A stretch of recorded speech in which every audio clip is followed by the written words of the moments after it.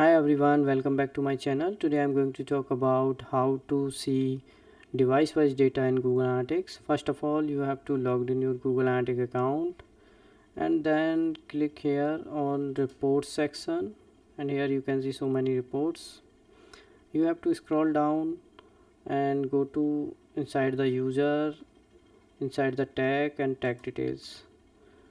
So when you click on tag details, you will see by default browser wise data, but device wise data is not visible here, so you have to little customize it.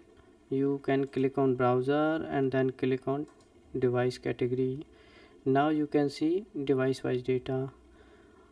Suppose you want to see device wise data in any report, click on that report. Suppose I am clicking on traffic accusation, and here you can see device wise data as well. Click here on the plus icon and search here device and click shift device category.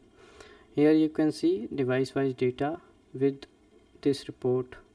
So in the secondary dimension we have device, in the first dimension we have channel group. So in any report you can add device.